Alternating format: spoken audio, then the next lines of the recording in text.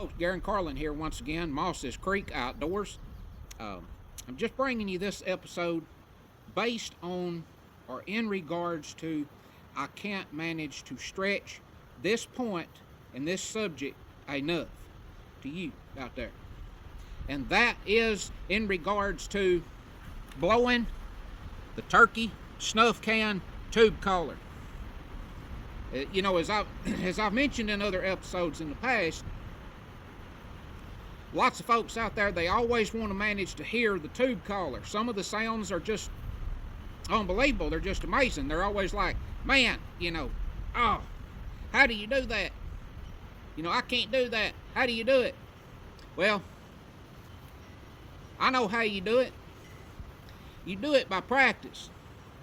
It's took me many years learning to use the tube call to get the sounds that I get today that can many times be extremely deadly in the turkey woods. 2025 marks 35 years that I've been manufacturing game calls now. It's hard to believe a lot of times, that it's been that long. But, a long time, and had an uncle that done it, around 50 years. And I produced many different types of calls that's been used out here in the field, for over the years. But the turkey snuff can tube call, it is definitely all around kind of the star of the show, or the show of the show, wherever how you want to put that.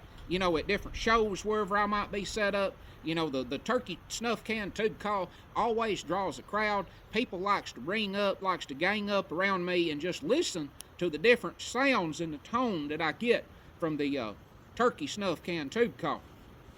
But as I'll say here again, like I said just a few seconds ago, I cannot stretch the point enough to you in regards to how I blow the snuff can turkey tube. So that's what I'm going to go over with you here right now. The snuff can turkey tube, which is the weapon tube collar, is my official name for it. It's got a wood barrel on it here.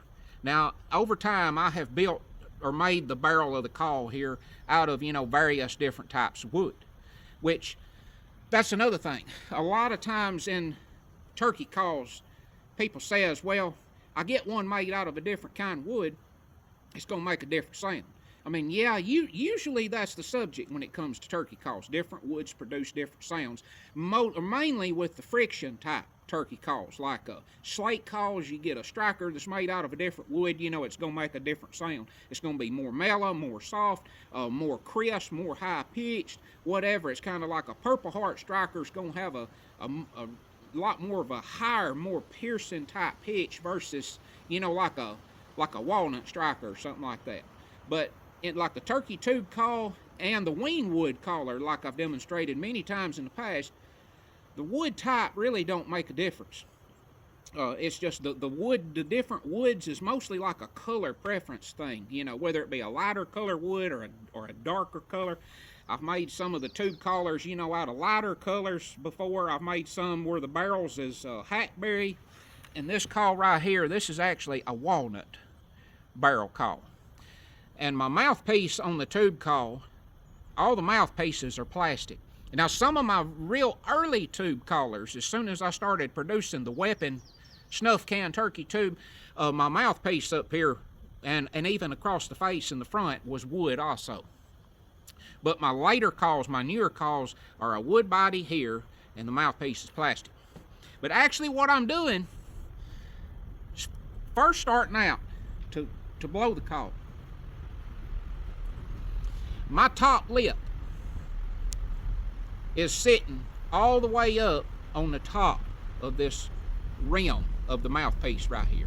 My top lip is sitting all the way up on top of the band, or the rubber O-ring up here.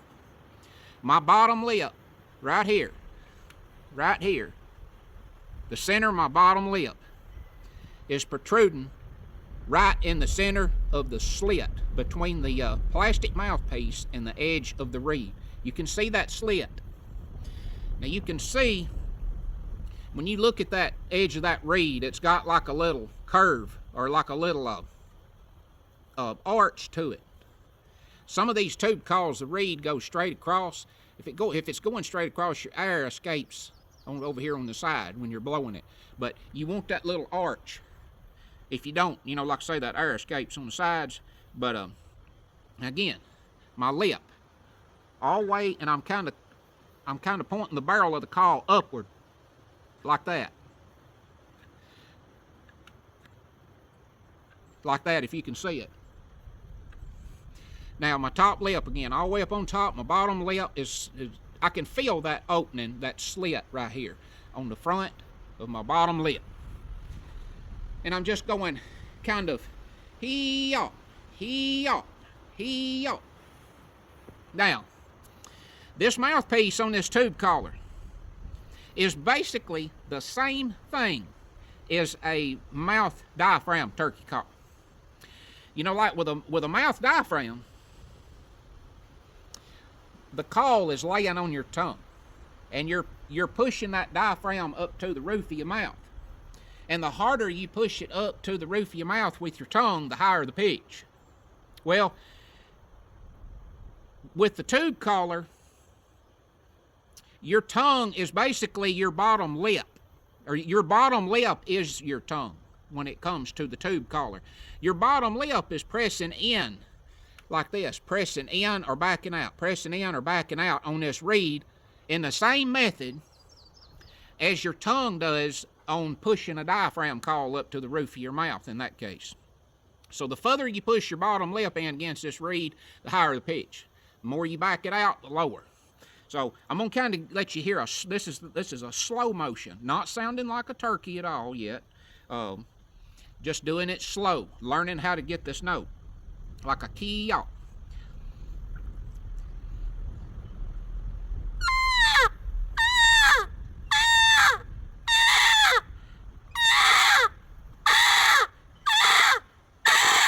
Like that. That's bottom lip, in, out, in, out, in, out. Now, all you do is take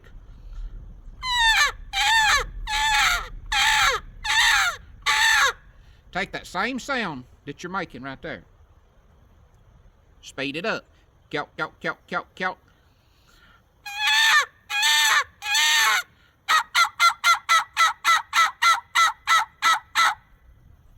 Just like that. Kelp, kelp, kelp, kelp, kelp, kelp, kelp, kelp.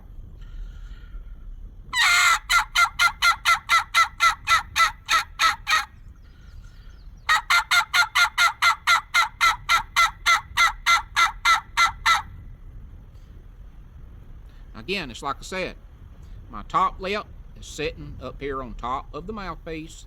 My bottom lip is protruding exactly in the slit. Now, some people will turn this upside down now. It can be done upside down with the reed on the bottom of the caul going this way. In that case, your bottom lip's going to have to be all the way beneath the rim of the caul, and your top lip is the front of your top lip's going to have to protrude exactly in the slit. It's just reversed. But I like my reed to the top lip up on top, bottom lip protrudes exactly where the slit is. And again, key-yaw, key-yaw.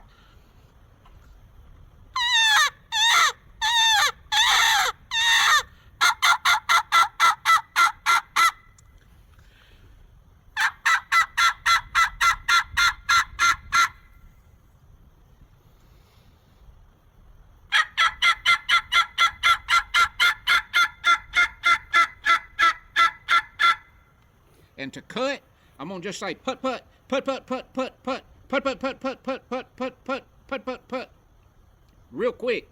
And I'm gonna be forcing my bottom lip in against that reed even harder when I cut and go put put put put put put.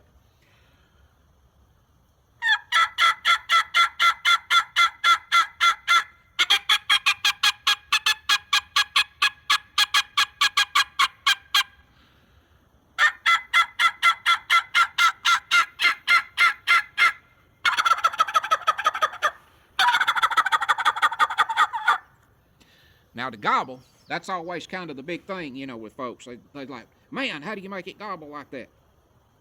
Well, all I'm doing, I'm maintaining the same mouth position. Lip up on top of the mouthpiece, bottom lip protruding exactly in the slit on the front of the call. And I'm keeping my bottom lip backed off a little bit. I'm not putting much pressure on it. And I'm going tucka, tucka, tucka, tucka, tucka, tucka, tucka, tucka, tucka, tucka, tucka, tucka, tucka, tucka, tucka. And I'm starting with my hand open, and I'm ending the gobble with a closed sound chamber.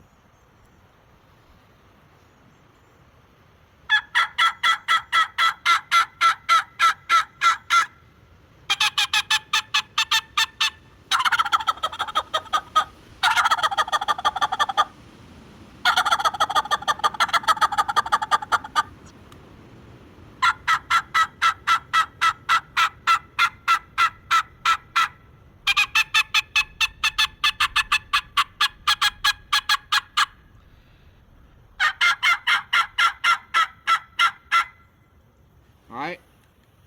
Now I'm going to talk about, now you can get out and cover a lot of ground with that. You know, extremely loud. You can get a turkey to say anywhere in the country to hear you.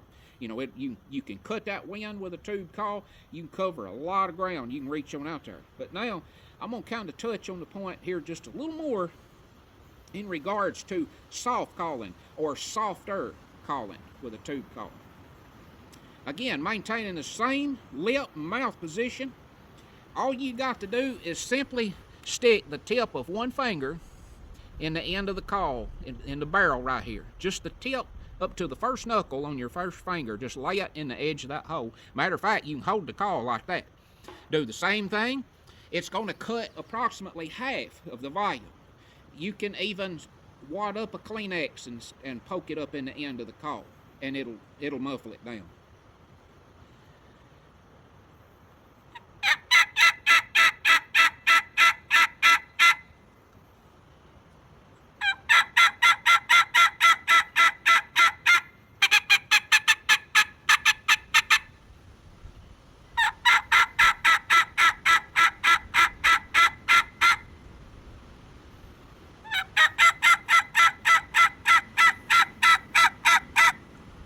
But that can be used, you know, like if you're sitting up in the woods or sitting up on top of a ridge or something and you don't want to call as loud, all you got to do is just stick your finger up in the end of the barrel like that, and it will cut approximately half or better of the volume.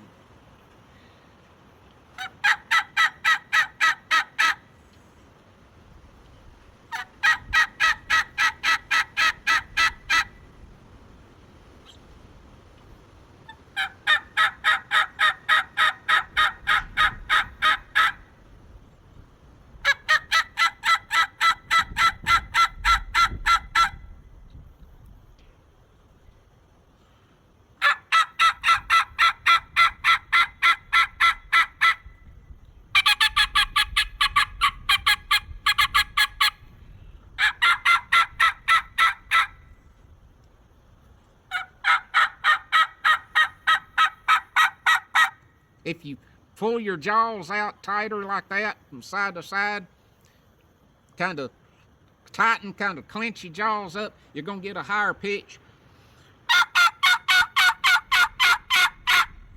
If you kind of drop your chin or whatever, you're going to get more of a sound type, you know, like deeper, more like.